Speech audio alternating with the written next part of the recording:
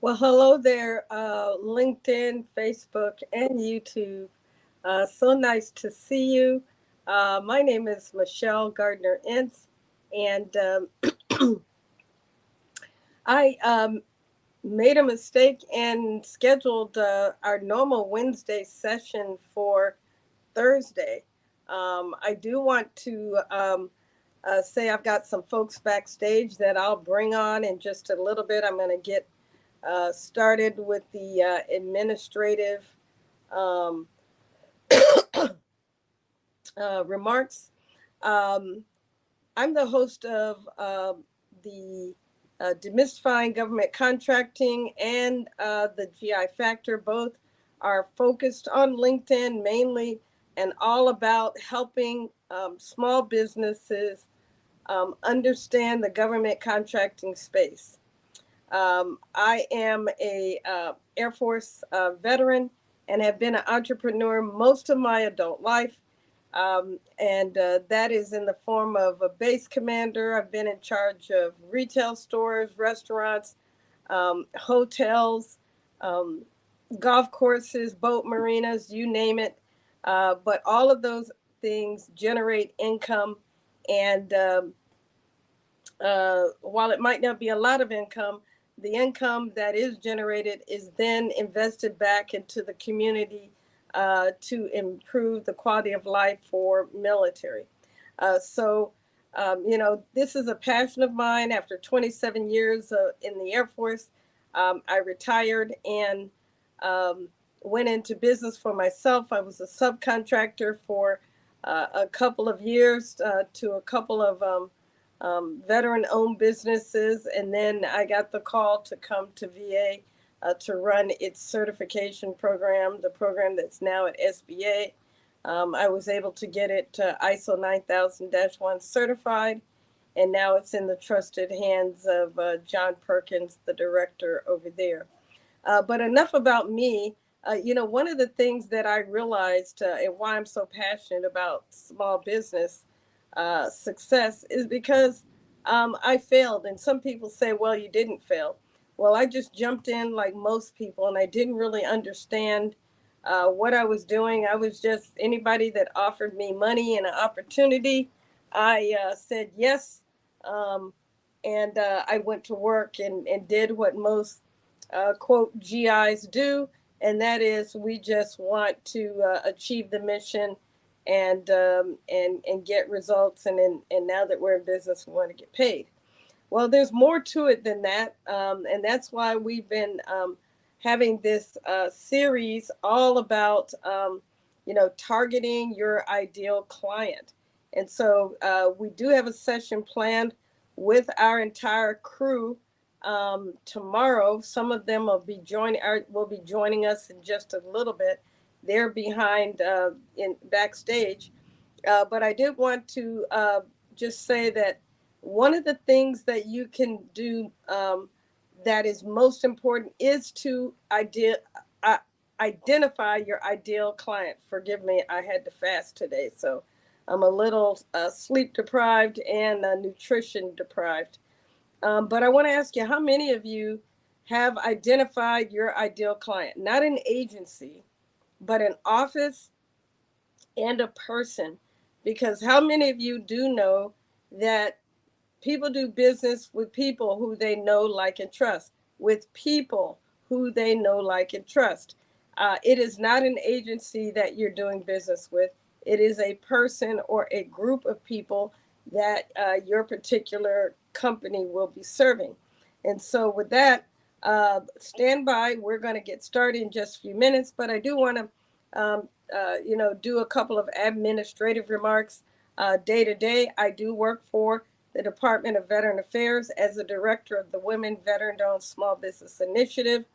It is a program that I had the honor of being the architect of some 5 years ago, and it's all about helping women veteran entrepreneurs gain opportunity, access, information, and education about government and commercial contracting. Um, that program is known in the small business community as Vet Biz Lady. But I'm not here today in that capacity.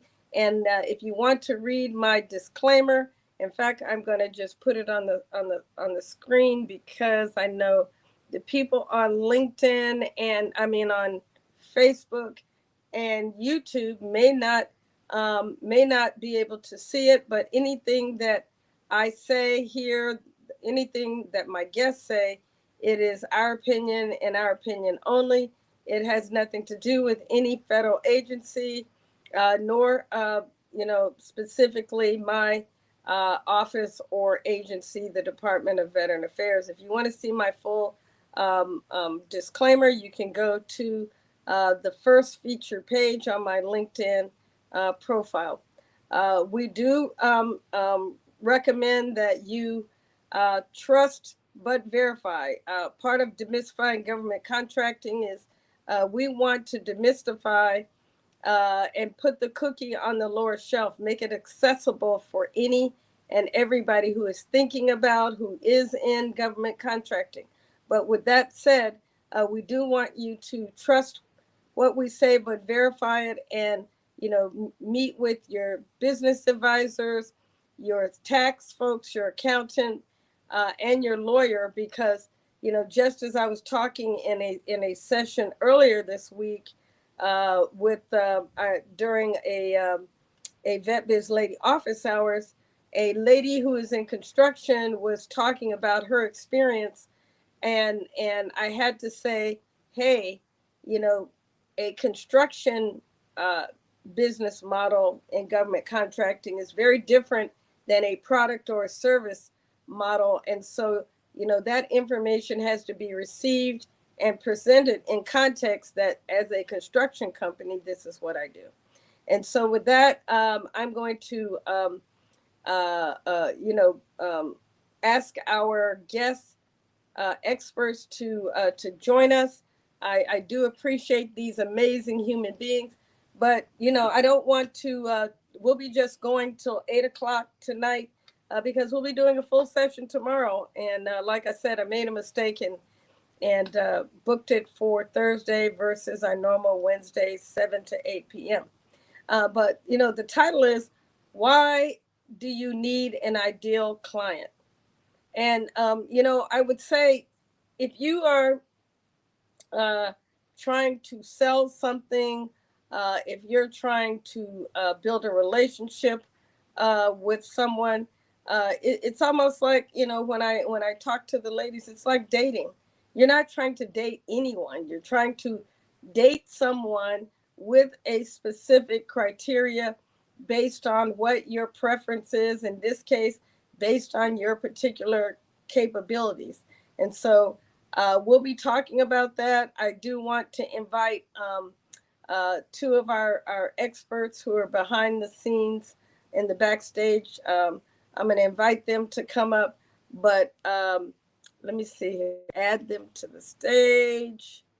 Add to the stage. And you all don't have to show your video if you want. Normally we are in podcast mode. We don't show our pictures because it just makes it easier for people to join, who are leaving work or in between other professional and personal things that they're trying to do. So as we get started, I'll kind of lay the foundation, but I would be remiss if I didn't introduce Chanel Glover, CEO of Ambitious Strategy. She's a business advisor. She's a business strategist. She's, I would call an expert in business development, specifically as it relates to commercial companies who are in tech, who are seeking to now do business with the government. She has been a contractor for the government. She has been a federal person for the government, and she is now making an impact in the LA community, supporting the LA Chamber of Commerce and others who are seeking to build capacity and diversity in that area as well as nationwide. Welcome, Chanel. How are you? Hi, Michelle. How are you? Thank you. I'm happy to be here. Good, good. I can't wait to start this conversation. It's going to be a great conversation. We've got you, and then we've got JD, James Davis, who I've known for, oh my God, more time than I'd like to admit, about 24 years. We have been connected, part of each other's lives. He is one of my proudest proteges, I would say. I met him at a gas station at Hanscom Air Force Base. He is a U.S. Air Force retired colonel, an operational acquisition and contracting professional. He's been at all levels, whether it's been at the base level, the MAGCOM, as well as the Air Force level, and has made sure that our troops get what they need. While deployed serving our country. In addition to that, now in his new capacity, he's continuing to make sure that the Department of Education gets what they need to serve their clients. And I'm so proud of you, brother, and it's good to see you this evening. GI, likewise. I would say you said that this was a mistake, but just like that gas station was not a mistake, and we together. Tonight, I think the people who are on here is who God wants to be on here. So I look forward to the engagement and supporting in any capacity we can. But thanks for keeping this going. Oh, awesome. Yeah, I think cadence is really important, and thank you for making me feel better about, about the hiccup.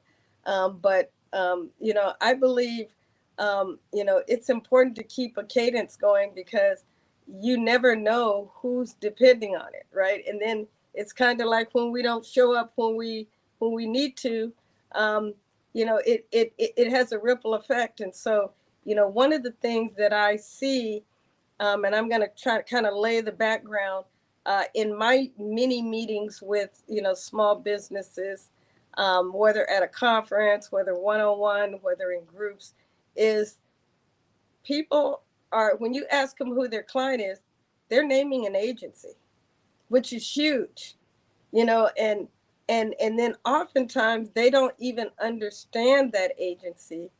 And so from your standpoint, JD, I'm going to ask you to kind of have both hats on, both as a contracting officer and a senior acquisition professional. How important is it for clients, for small businesses to know their clients? So it's extremely important. Similar to how you were talking earlier about in some smaller groups, where you tell people that if you're going to be dating, you got to know who you're dating and why you're dating them, what you're looking for. I've often said that, businesses should identify their ideal client by, first of all, trying to profile what they're looking for in a client that they think they can support. Because your objective is to make sure that your capability matches your client's needs and you want to be wanted. So therefore, you want to go into areas where your capability can be used and needed to help out whomever it is. And let's say for the federal government, that's where a lot of my experience is. You want to, when I say profile who that client is, you want to know in and out everything about them, where their mission is, where they're trying to go, what their projects are, how much money they got. You want to get intimately involved with them, that you would think that you're at their staff meetings. That's how. Absolutely, so true, so true. One of the things that's important is, like you said, is getting to know the client. You want to know them in and out. You want to know the person that has your money, right? Who has your money? It is a program manager, a director, a branch chief. Somebody is the decision official, or what we call the procurement decision maker, who has your money. And the more you can understand about what it is they're doing, as you said, where they're trying to go, what pain they're trying to relieve, uh, the better you'll be able to serve and talk to their issues, and specifically tailor your proposal or bid in that way. Hey, Chanel, would you like to jump in? I'd love to hear your perspective, both from a business development standpoint, and as a business owner? Yes, from a business development perspective, I've grown businesses that I work with, their portfolios, and including my own, because I'm aware and as JD said, I'm a part of the meeting sometimes, and pretty much you're a partner. You want to be seen as a partner to your customer and as a solution to their problems. So once I I get on site, my goal is to deliver, and once you deliver, they're going to keep coming back for more because they want you to solve their problems. And it was to the point on one of my contracts that like the prime said they're bringing you everything, like we're not here for this, but the customer, they'll start to bring you things that may not even align with your services, to just you can help them to solve problems. So you want to be seen as an asset. And I've also received feedback from customers, and they really appreciate people that come with solutions and then give them multiple choices, and not just to point out a problem, but to say, hey, I see you guys are going through this also.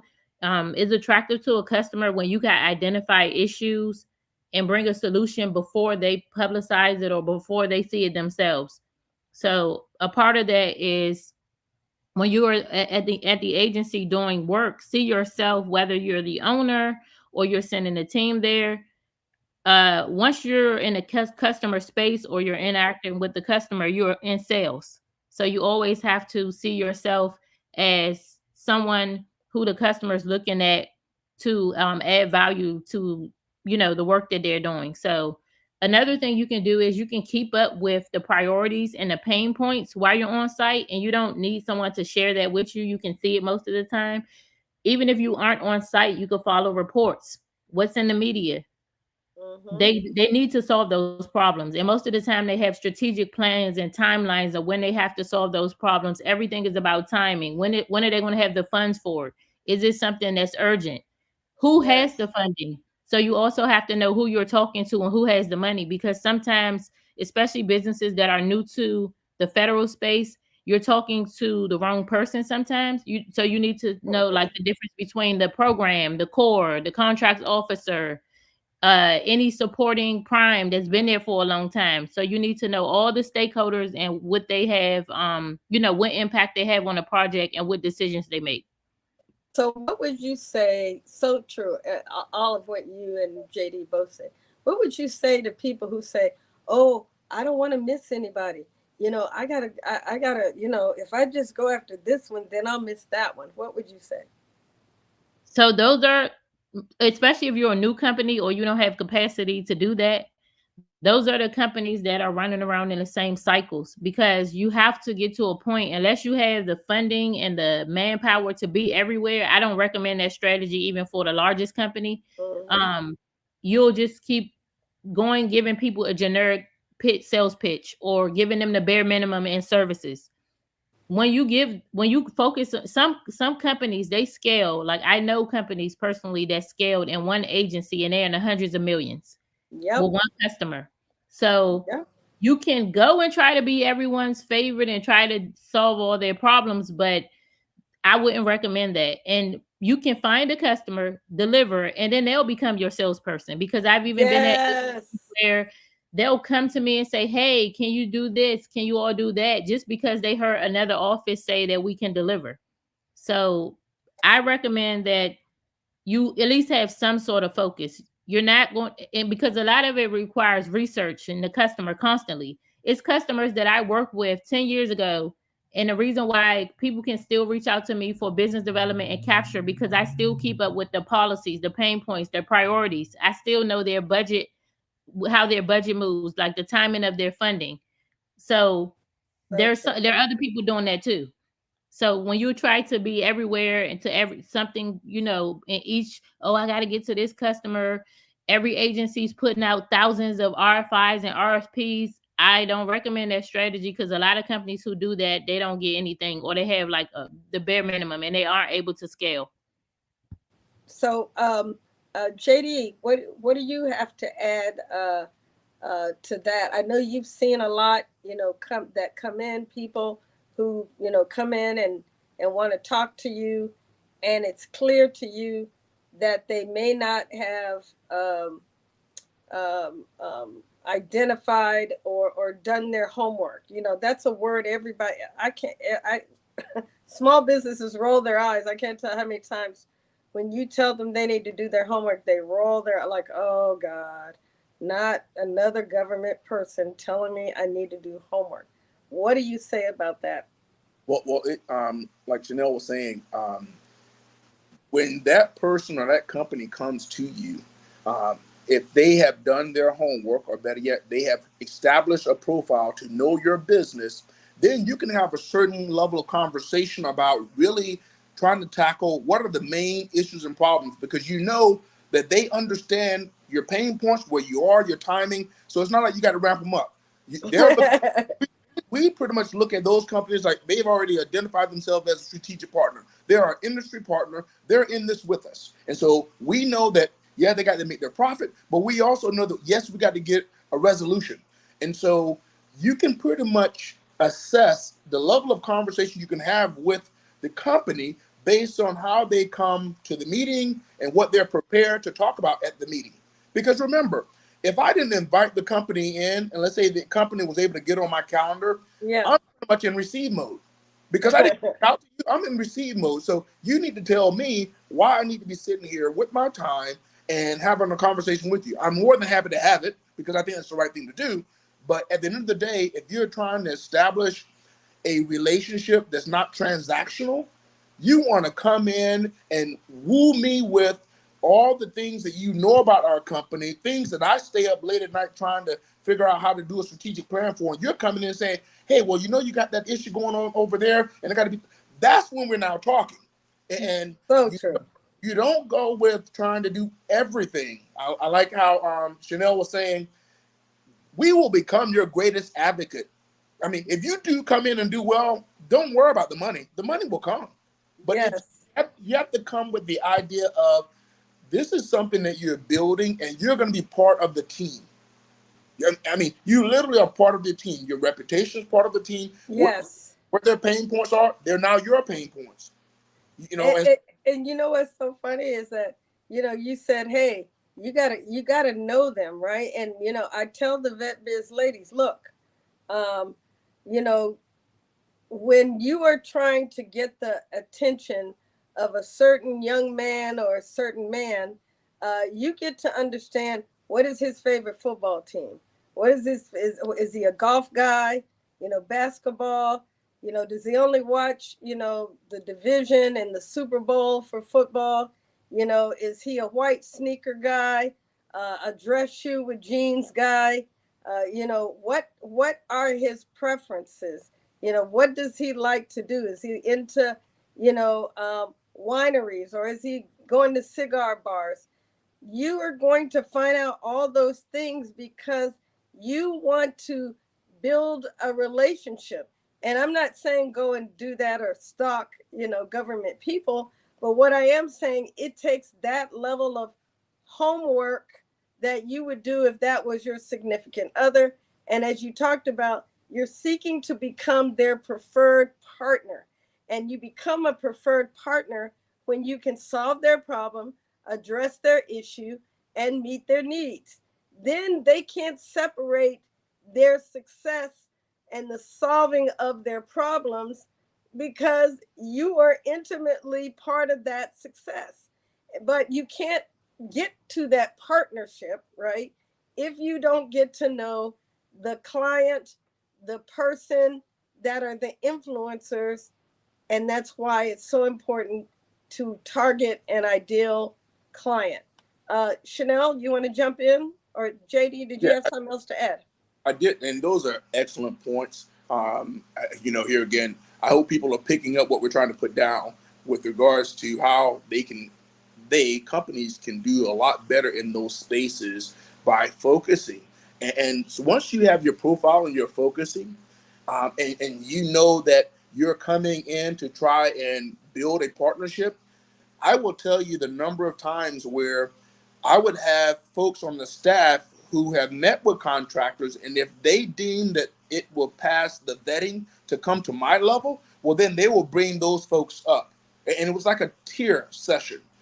Not everyone can get access to me because, again, there are a lot of other people who are working, and I'm trying to look at the strategic things. So when things are brought to me, we're not trying to figure out what you do, or you're trying to figure out what we do. We're now talking about you came, you've done your homework per se, or you know our business, and you've already been vetted by probably some peers or some folks below me at some level. So when you're coming up to my meeting, they prep me, you're coming in, and now we're going to have a wonderful time.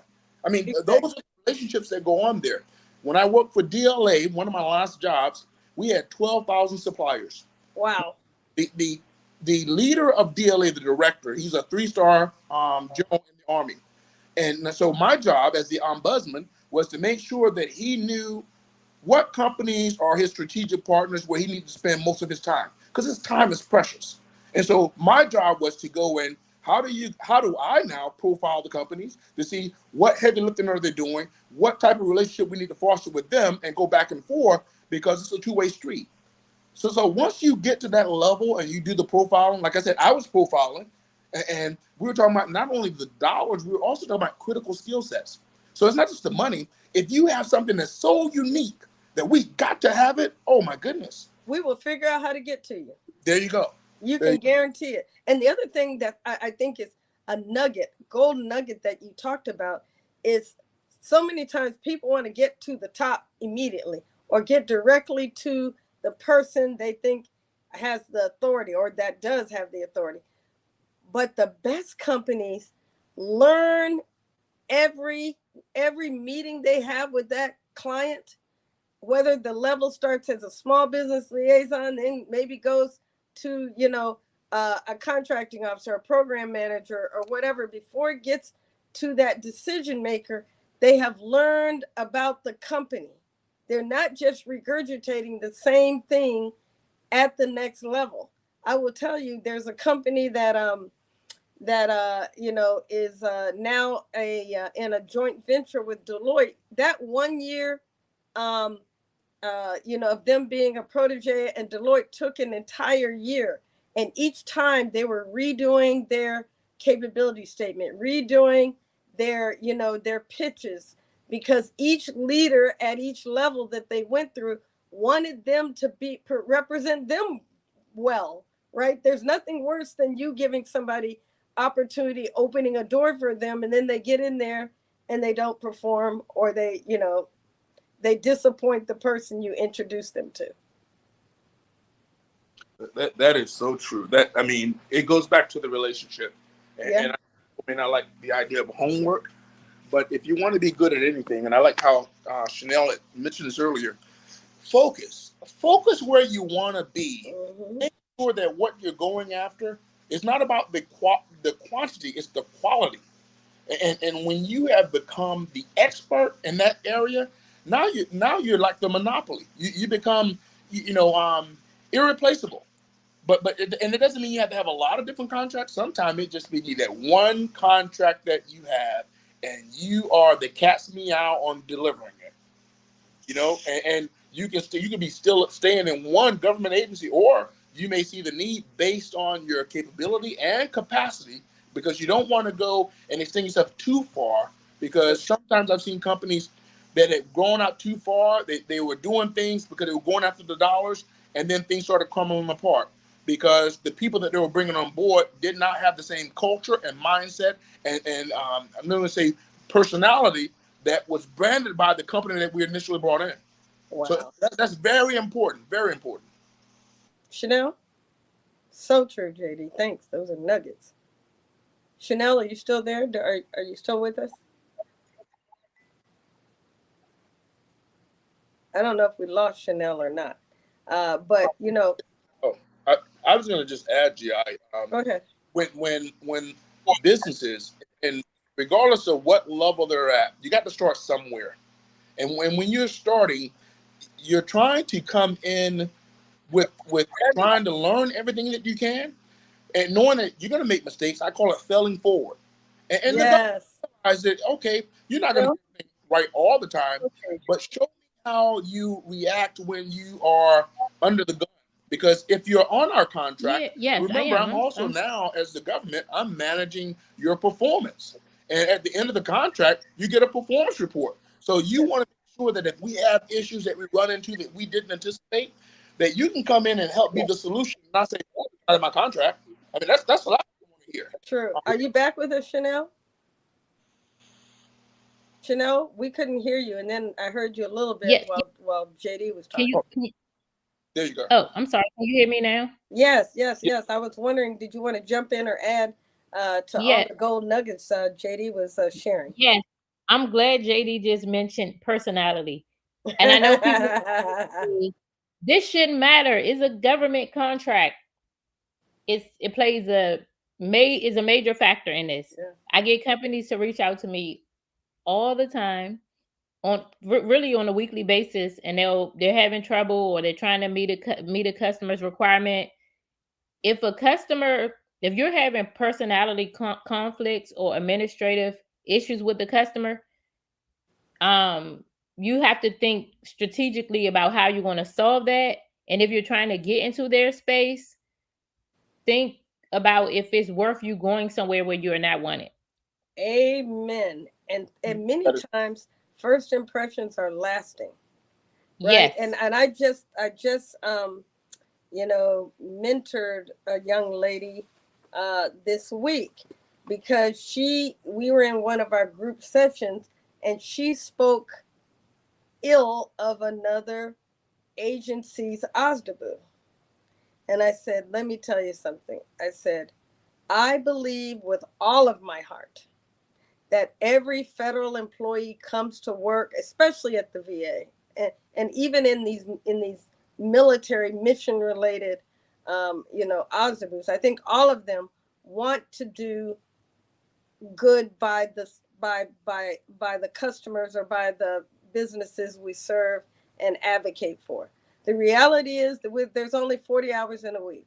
The reality is there's thousands of them and of us, meaning the businesses, and only a few of us, right? So they cannot serve everybody. And it is not their job to build your business. It is not their job to come up with your business strategy and to open every door and to answer every question. That is where homework is. This is at PhD level. This isn't high school where we teach you and you regurgitate it. Then in college, you learn a little bit more to think independently. Then masters, you've got a specific focus area that you're exploring. This is PhD. You are creating a whole concept that has either never been done or never been done this way. And we are your PhD advisors. We are not there to do the work. We are not there to do the research. And I told her the other thing is after I had a one-on-one with her, I said, don't ever, ever, ever, ever, ever, ever, ever, ever, ever, ever, ever, ever speak ill out loud in writing about a federal person because the GovCon space is small. yeah, It yeah. is it is so small. I said, I know the people you're talking about over there. Okay, so what if I didn't like you and I decided, let me go tell them about you?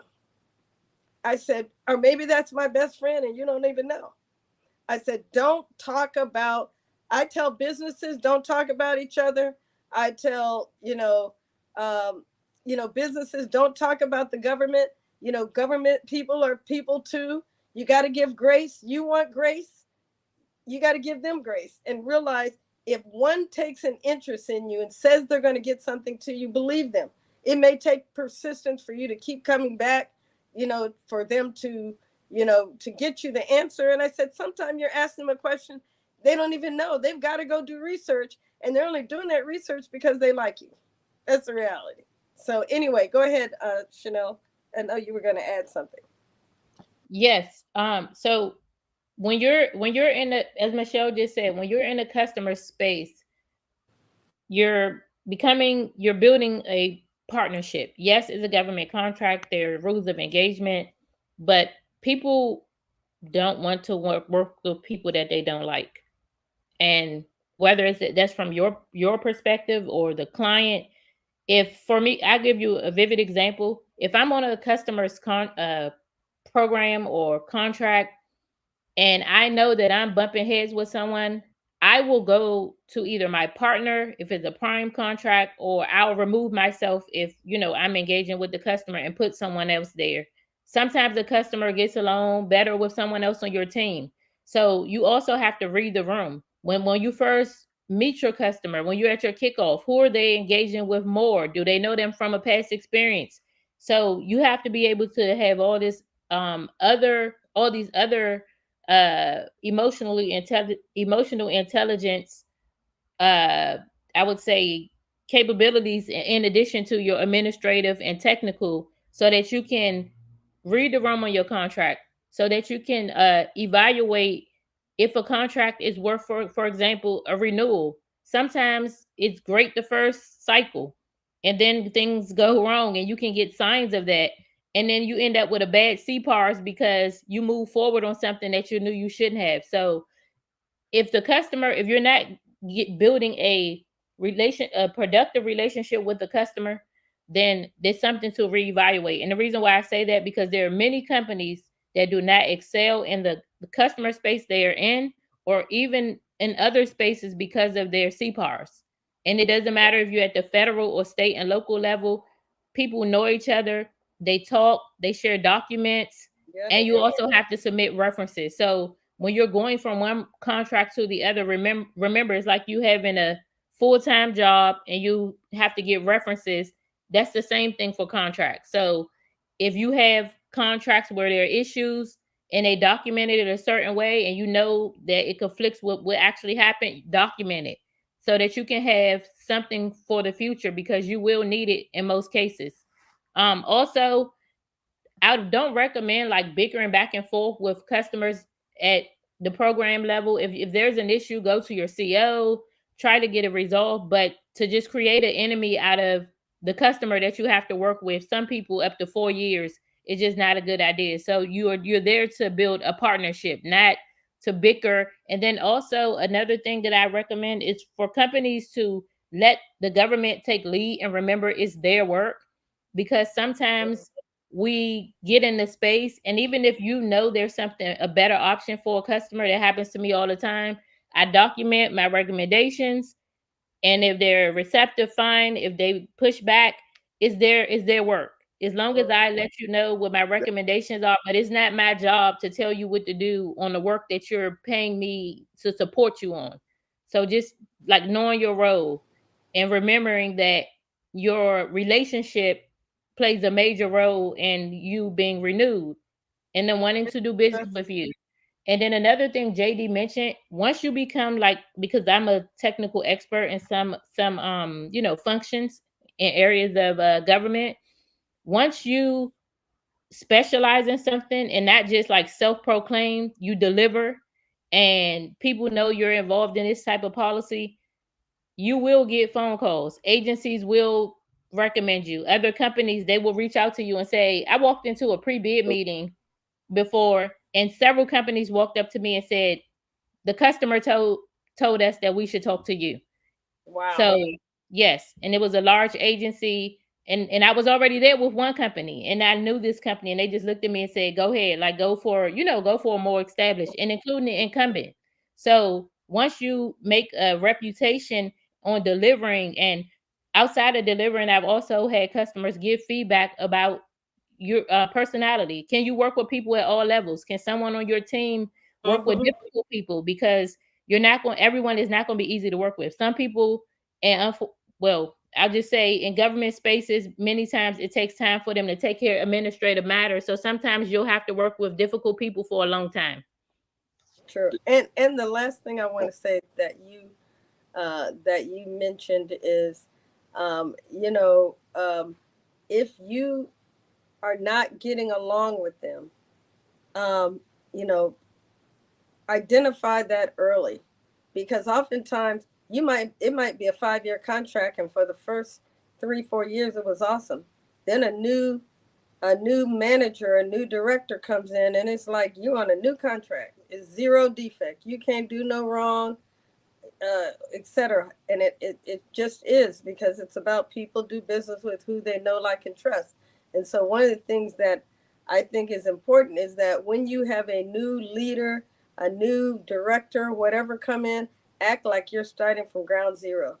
Build that relationship, because if you just take it for granted, well, I've been here, I know what I'm doing, blah blah blah, then it could be. I had a contractor tell me one time, I came in and told me, "Oh, your people don't know what they're talking about. They're stupid. They don't even understand this. Just leave everything to me, and I'll handle it." I was appalled. When contractors talk bad about government people, I'm appalled. And then for you to tell me my people were clueless, I said, well, they might be, but it won't be long. They are going to get up to speed, and I don't need you to do that. I'm going to lead this. I don't need you to lead it. But some contractors get a little um, uh, uh, overly confident and cocky. Oh yeah. JD, did you want to jump in? We got two Yeah, minutes and we're going to wrap up. yeah. I was going to just add what both of you all are saying is so important, and I would say, as the CEO of your company, you are actually trying to wear that hat of who you're putting in that space. Do they understand what your goals and objectives are? Do they have the right temperament? Because we're going to expect you as the CEO to make sure you're managing those friction points. Because we didn't hire you to have friction points. We hired you to help bring a solution. So therefore, if there are friction points, apparently we're not getting what we paid for. So as the CEO, you want to definitely know those spaces. That means that not only do you have to understand your client, but also understand what your folks are doing in those spaces, because you want to put certain type of personalities and skill sets in certain places. And that's done by design. If we look at the large contractors that I've dealt with over the years, we often have this thing, what they call gray beards. A lot of the large DoD contractors, they would hire retired general officers, people who they know have made their name within the service, and they hire them on, as they say, consultants. But it's really to go and open that door, establish that rapport, and the companies are leveraging the experience from that gray beard to help them, if you will, iron out some of the wrinkles and things like that, so that they can actually move forward with a better relationship. Trust me, it's about those relationships. So if they're doing that at the DoD at the high level, trust me, you should be doing a very similar aspect of that model as a small business. Oh my God, that's so true. Now, many of the small businesses can't afford to hire those graybeards, but there's some young people who got some, who like Chanel. Chanel's an old soul. Chanel been here before. Her insight, her wisdom, is much greater than her age. So there's people, look for people. I know there's only one Chanel, but look for some folks who have a similar characteristics and talents. Chanel, you want to jump in, and then I'm going to ask you and JD to give a few last points. Thank you for Takeaways. your kind words, Michelle. Far too generous. Uh, but also, when you do recruit people like us, we're in the same range. Remember that SMEs, they cost, but most of them are going to be worth it. And I'll just give you just quick example. When I come on board to, I've unless I've been on a contract less than 90 days, I've expanded the contract, and it's because customers trust you, they trust your recommendations. And then also, most of the time when government bring you on, they'll trust if you have to reevaluate the contract and see, hey, I need to add another person, whatever the case may be. As long as you're coming from a place of integrity, people appreciate that. And then also, SME, the reason why it's also helpful to hire SMEs, many companies that come to me for SME work, they come in an urgent matter, which I don't recommend because the prices are higher. And then you're putting the SME in position where they have to come up to speed on everything that went wrong. Hire SME at the beginning, and like if I come in, for example, or SME comes in at the beginning of your contract, they can help you gain insight about the customer from the beginning. Hey, these are their issues. This what they left off on. I was looking at something from 2010 today, and I'm able to come up to speed very quickly within an hour. So you're paying for the knowledge. So I know sometimes people will say, well, they cost so much. Most of the time when you go into a customer space, if you do not do your homework, you don't know the customer, you don't learn the customer, and you send people there that may have corporate and commercial experience, but no understanding of the government customer, you're going to pay for it in the end. So Yep. that's my little 2 cents. Awesome. Awesome. Well, ladies and gentlemen, I'm so glad that you all joined us. JD, I'm going to give you, an opportunity to give a couple of takeaways, and we're going to close on out with the business benediction. All right, I like that. I like. So I hope people can appreciate a lot of the information that's been shared. It's all about relationships. We talked about that. It's not transactional. It's about understanding who you're in a relationship with and what you bring to that relationship. It's also about your branding, and it's also about you trying to make sure that your client can appreciate what you're bringing to the table, because that's why you're in the relationship together anyway. So all of that is important as you move forward. And Chanel mentioned this earlier. The government really is very predictable. They have funds that they let out over the year. They have timeline calendars and things like that. You need to know where you fit into that timeline and make the most out of it. Because it's not like they're going to all of a sudden, try to do something that they've never done before and have a unrealistic timeline. Yeah, they're going to do that all the time. So therefore, you have to realize that there's some standard work, and then there's those Hail Marys that they're going to do. But when you know your client and you know their timeline, you can get in the row with them, or in the lane with them, and help them out. That's really what they want. Nobody gets up any day as a fellow employee or a CEO and say, I want to fail today. I want to do bad today. Everybody would like to do well. So you be part of that solution, helping people to do well, and it will reciprocate back to you, and you keeping your more business in a closer relationship with your client. And that's all I have. True. So true. I appreciate both you and Chanel's perspective. One of the things I think is so critical in identifying and targeting your client is that if you want to go far, not only you got to read the FAR, but you got to focus and align your business for relationships and results. So that's FAR. Focus, align for results and relationships, because it really is all about relationships. What you do is not special. I'm going to say that again. What you do is not special. Who you are and how you do it for a client that appreciates you makes you special. A client that's saying, oh my God, where have you been all my life? You're the answer to our problem or issue or need. That is what makes you special. And so that requires a personal relationship. Tomorrow we're going to be talking about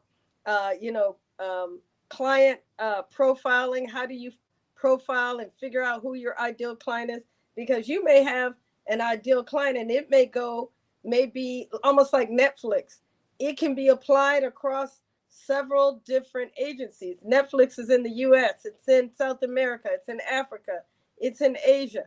So, but the idea, like Chanel said and JD said, is to focus. Focus, and then once you get going, then you can expand. Netflix wasn't everywhere at once, right? They had an initial platform, and then now they're in movies, and now they're in so many other things. So I want to thank you. Want to ask you to join us tomorrow at 7:00.